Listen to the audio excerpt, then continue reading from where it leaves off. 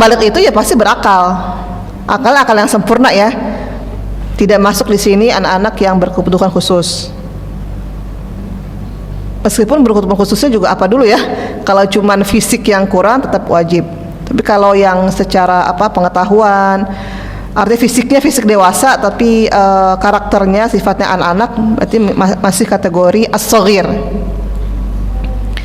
Baik, berikutnya tanda-tanda baligh. Dalam fikih, baligh ditandai dengan beberapa keadaan.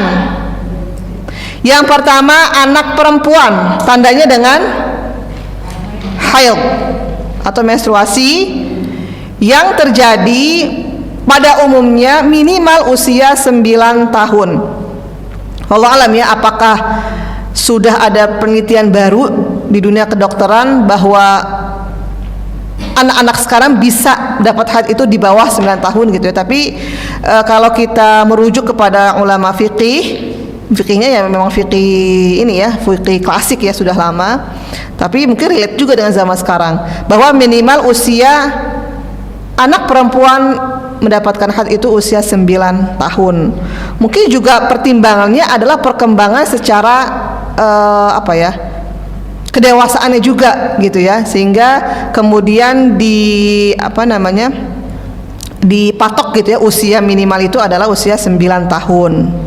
Sebagaimana hadis yang diriwayatkan oleh Ibnu Huzaimah dari Aisyah radhiyallahu anha, la yaqbalullah salata imra'atin qad hadat illa bi khimar. Allah tidak menerima salat perempuan haid kecuali ia telah berkerudung.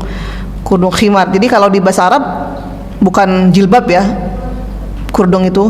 Kalau yang dalam Al-Quran perintah untuk menutup aurat bijalabibihin, kata jilbab itu bukan kerudung. Jilbab itu adalah seluruh pakaian yang menutup wanita ya, dari ujung kepala sampai ujung kaki, itu namanya jilbab. Kalau kita kan jilbab itu kerudung ya. Tapi kalau kerudung bahasa Arabnya khimar. Maksudnya apa? Bahwa Allah tidak menerima sholat perempuan yang sudah haid kecuali ia telah berkerudung. Maksudnya adalah ketika sholat dia menutup aurat.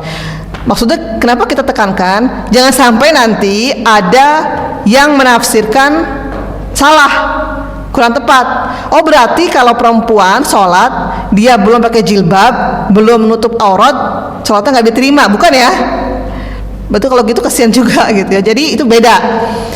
Antara perintah menutup aurat dengan sholat itu tidak saling berhubungan ya. Maksud di sini adalah kalau sholatnya tidak berkerudung, sholatnya tidak menutup aurat, sholatnya tidak ya, kalau orang kita nggak pakai mukena gitu ya atau pakai jilbab, maka tidak terima ya, tidak sah sholatnya kecuali tutup auratnya. Takutnya nanti ada yang bawa hadis ini, belum pakai jilbab sholatnya tetap diterima gitu ya, karena itu hal yang berbeda kalau dia sholatnya pakai kerudung. Karena ada fenomena di mana ya, ada tuh videonya sempat viral di Amerika masalah ya, yang diimami oleh perempuan itu jamaahnya nggak pakai jilbab. Nah iya, masih mending pasmina, ini benar-benar nggak pakai. Jadi menurut dia ya, karena dia memahami jilbab itu tidak wajib, bukan bagian dari aurat perempuan kepala itu, jadi sholat dengan tanpa jilbab, tanpa menutup aurat sah gitu ya. Nah ini juga salah gitu ya, pemahaman seperti ini. Itu adalah untuk perempuan. Kemudian yang kedua adalah mimpi basah atau ihtilam, yang berlaku bukan hanya untuk laki-laki ya, tapi juga untuk perempuan. Bisa dilihat dalam surah An-Nur ayat 59. Boleh satu orang tolong bacakan, dibaca ayat sama artinya.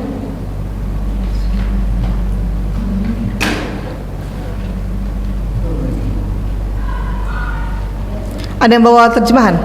Boleh tolong dibacain satu orang?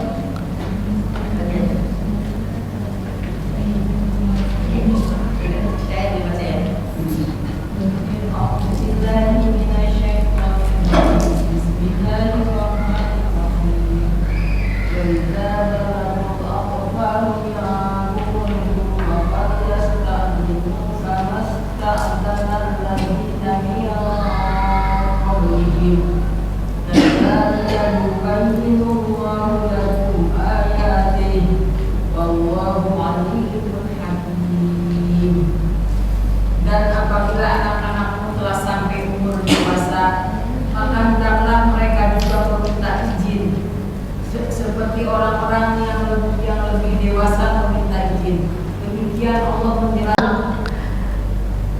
yakin ya, mungkin ya Allah alam ada penelitian atau tidak, anak-anak usia yang sudah balik gitu atau sudah usia dewasa tidak mau menikah itu bisa jadi ya, kalau baca beberapa jurnal gitu, artikel, salah satu kenapa mereka tidak mau menikah karena tadi traumatik yang mereka rasakan, yang mereka lihat, yang mereka dengar ketika orang tuanya dulu bertengkar dan sebagainya, sehingga memandang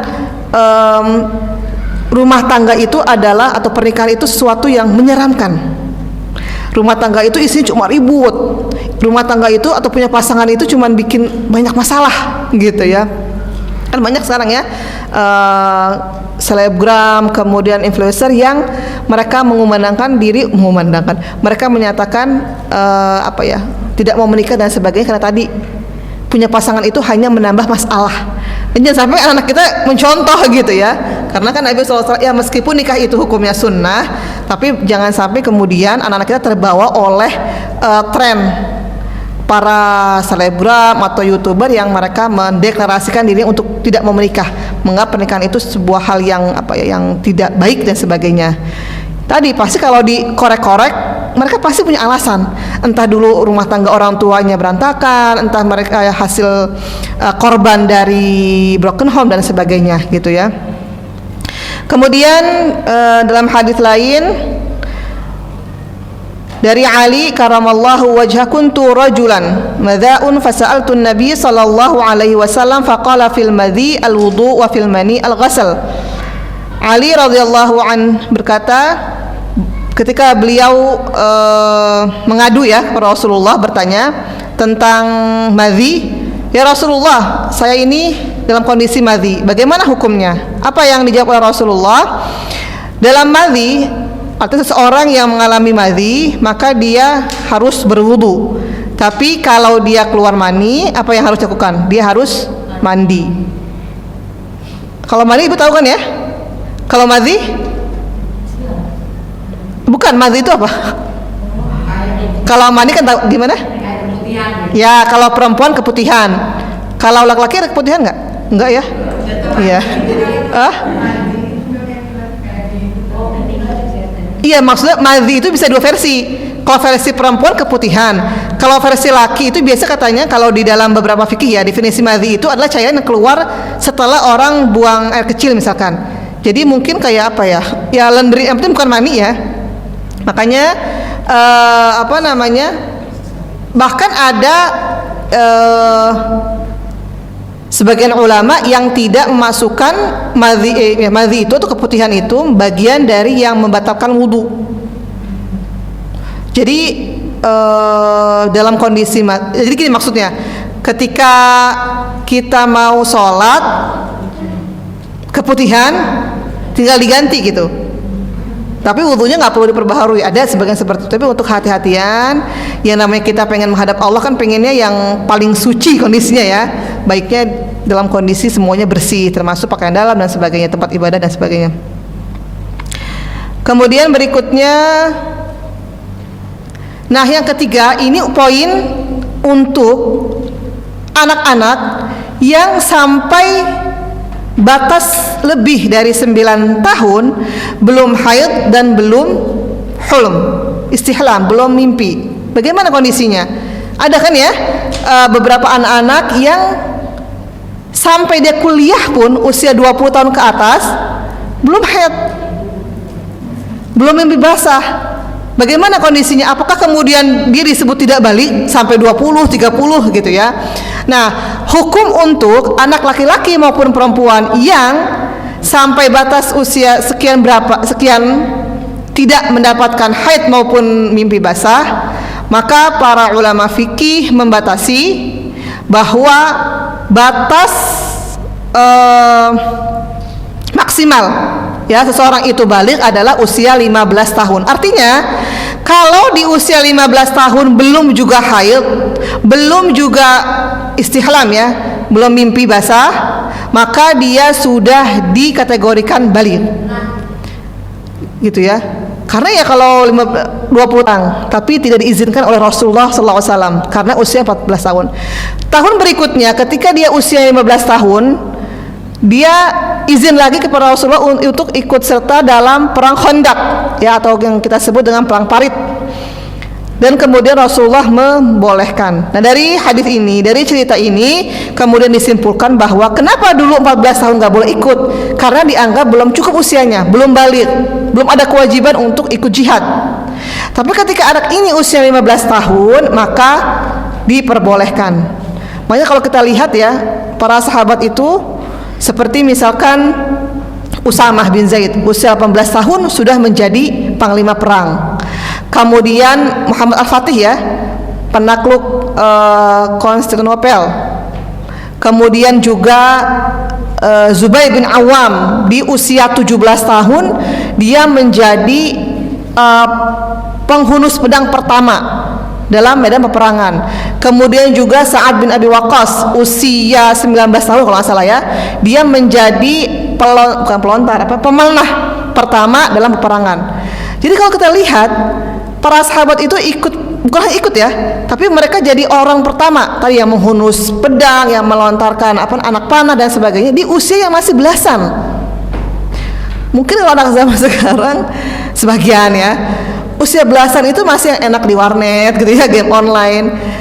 Susah ya kita temukan, bukan susah, sedikit kita temukan anak-anak yang di usia belasan itu seperti Zubair bin Awam, Usamah bin Zaid, Sa'ad bin Abi Waqqas, Al-Arqam bin Arqam dan sebagainya. Memang beda ya, kualitas kita dengan kualitas sahabat sih susah. Karena kalau kita harus bayangkan bagaimana kalau kita hidupnya di zaman Rasulullah yang setiap hari perang dan sebagainya, bisa jadi iman kita juga nggak sekuat mereka. Makanya kenapa di antara sahabat ada yang dimasukkan dalam kategori al-mubasysyirina bil jannah, ya, 10 orang yang pertama kali masuk surga dan sebagainya, karena memang sepadan dengan perjuangannya, dengan keimanannya, dengan ujiannya, gitu ya. Coba deh kalau kita bayangkan lagi enak-enak tidur, ada pengumuman perang Badar. Kita akan menjadi yang pertama daftar atau udah deh kamu aja gitu ya. Tentu beda ya, kualitas imannya juga beda. Makanya hasilnya juga kualitasnya beda gitu ya. Pemuda zaman Rasulullah kan dibinanya, gurunya kan langsung Rasulullah. Jadi wajar hasilnya, inputnya, muridnya seperti Abu Bakar, Abdurrahman bin Auf, Utsman bin Affan, Ali gitu ya. Sesuai lah siapa guru, bagaimana gurunya ya begitulah muridnya hasilnya. Baik, berikutnya, karena tadi kita sudah paham ya tentang bagaimana atau tanda-tanda balignya seorang anak. Tentu sebagai orang tua, karena di sini insya Allah mayoritas orang tua ya, nggak ada yang anak remaja di sini ya. Bagaimana kita sebagai orang tua bisa mempersiapkan anak-anak kita ini menuju akil balignya, sehingga anak-anak kita ketika mereka masuk masa atau usia akil balignya atau sudah balik, mereka akan siap dengan segala kewajiban-kewajibannya. Mereka akan siap dengan segala tanggung jawabnya, gitu ya. Yang pertama, apa yang harus diajarkan atau diinformasikan kepada anak-anak kita? Yang pertama, menyampaikan atau menginformasikan bahwa ketika mereka masuk usia balik itu pasti ada perubahan, baik secara fisik maupun secara psikis ya. Contohnya misalnya kalau anak perempuan mungkin payudaranya sudah mulai agak membesar gitu ya, tumbuh rambut di kemaluannya dan sebagainya, ini ketutupan ya. Kemudian apalagi kalau anak laki-laki ya, biasa suaranya awal-awal kan ditandai dengan mimpi basah, kemudian diikuti dengan perubahan badannya mungkin, kemudian suaranya dan sebagainya, atau tumbuh jakun ya dan sebagainya. Nah, ini harus kita fahamkan bahwa itu adalah kondisi yang normal. Jangan kemudian anak kaget gitu ya, kok tiba-tiba ini saya besar gitu ya, atau kok tiba-tiba tumbuh rambut dan sebagainya. Nah ya, kalau tidak kita persiapkan, tidak kita edukasi dengan baik sebelum mereka balik, khawatir mereka kaget. Jadi nggak apa-apa, dari jauh sebelum mereka balik kita sampaikan, nanti kamu sekitar usia sekian, jangan kaget ya, kamu akan ada perubahan fisik A, B, C gitu ya. Kemudian dapat haid ya kalau anak perempuan dan sebagainya. Kemudian yang kedua adalah perubahan yang terjadi tadi ya, hampir sama dengan nomor 1 ya. Perubahan baik perubahan secara fisik